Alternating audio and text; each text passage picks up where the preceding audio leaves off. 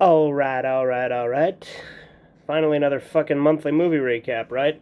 6 months. This is monthly. 6 fucking months.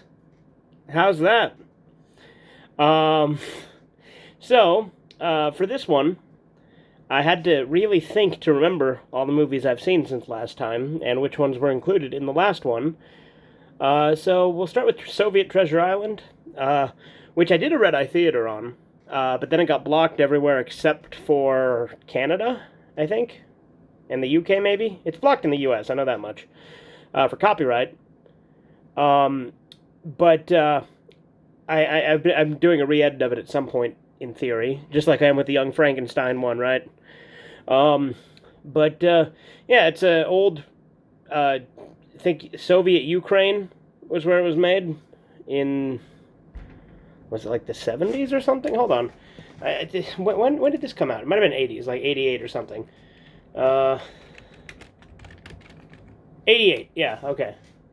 Um, but yeah, pretty fun adaptation of Treasure Island. Uh, had a really cool Long John Silver, and it's where that meme comes from, with Dr. Livesey with the walk. But yeah, overall, I like that movie. It was a fun animated movie. It had some interesting live action segments too, and it was very clearly made to be like anti-smoking and anti-alcohol as well.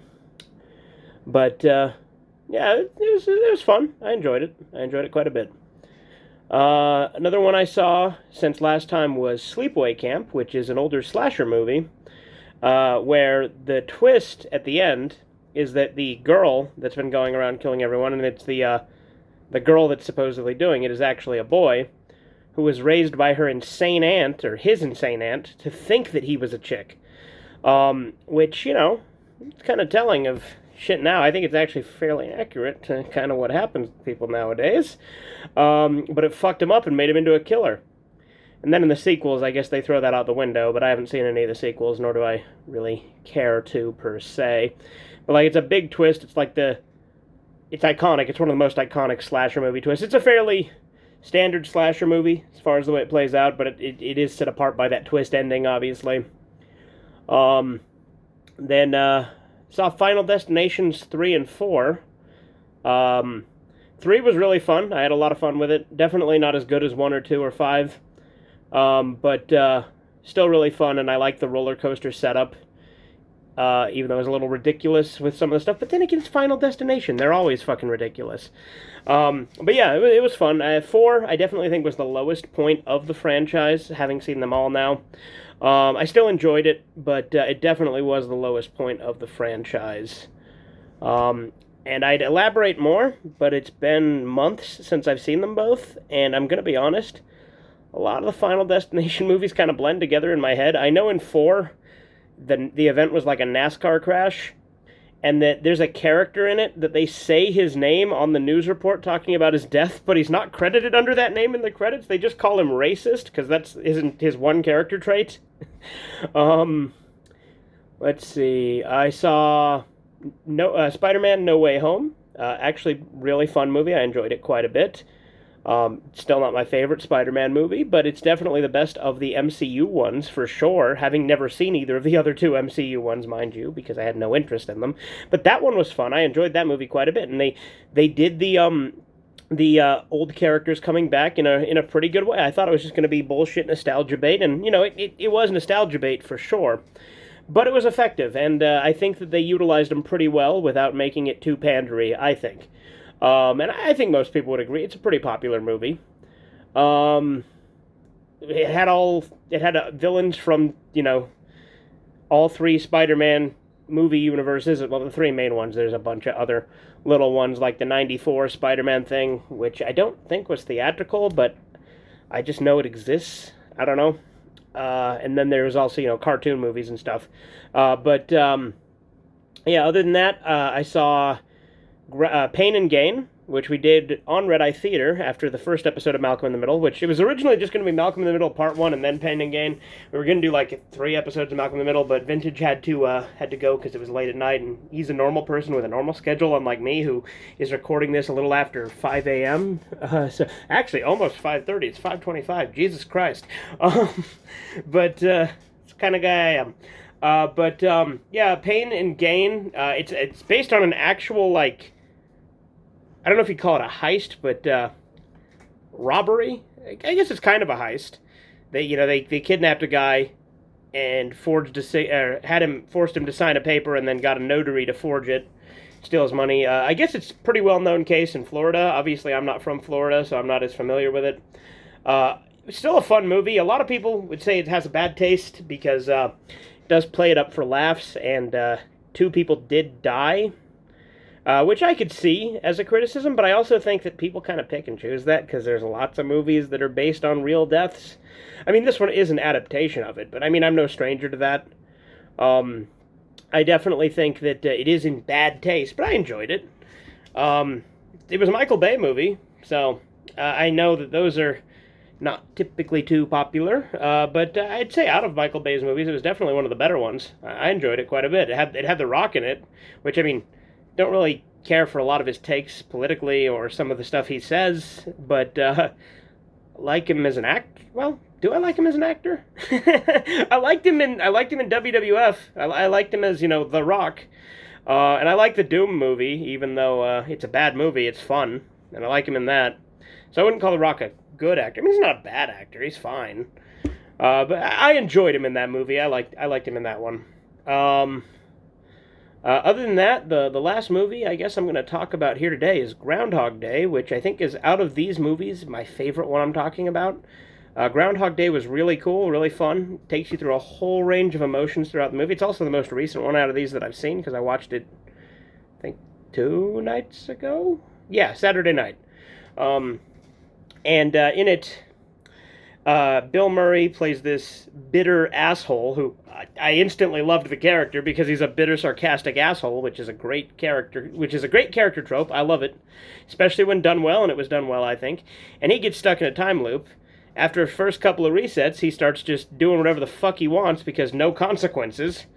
Because, time loop, wakes up, it's the same day over and over and over again. And then he starts using it to get with women by finding out information about them in one loop and then looping back and using that to get with them.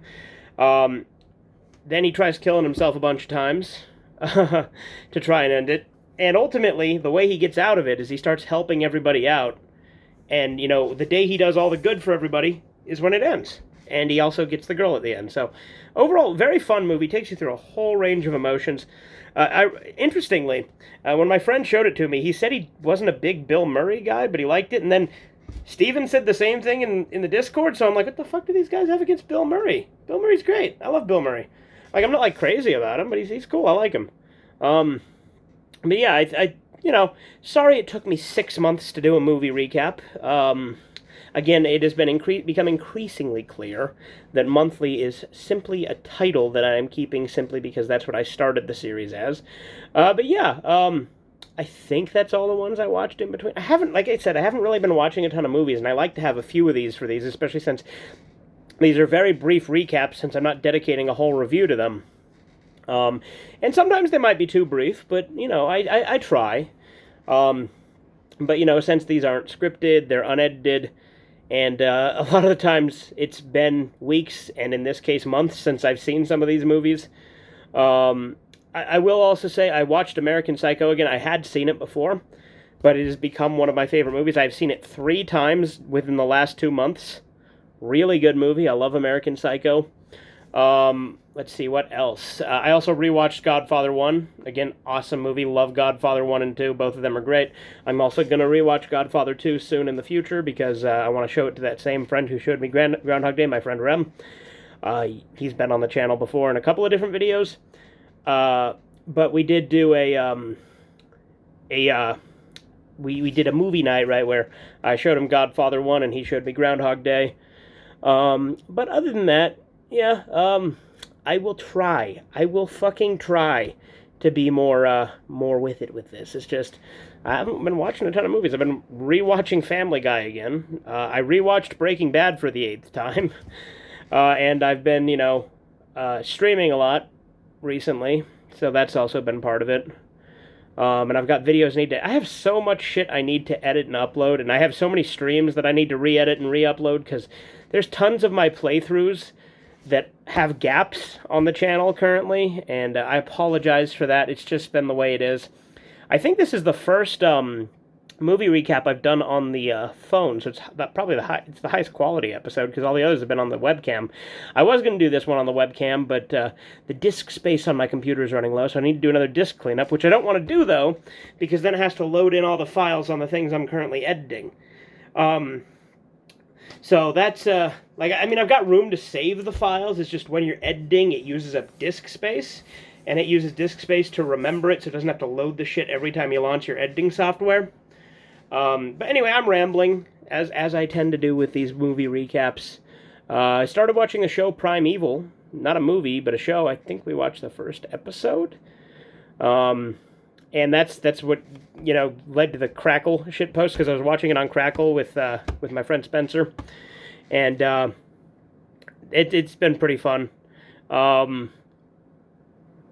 Like what I mean is the Burger King commercial. That Burger King commercial played at least twice in most of the commercial breaks. Primeval's been interesting, but I've only seen one episode, so it's really hard to judge completely on it. The CGI definitely hasn't aged the best, but the show's been interesting enough.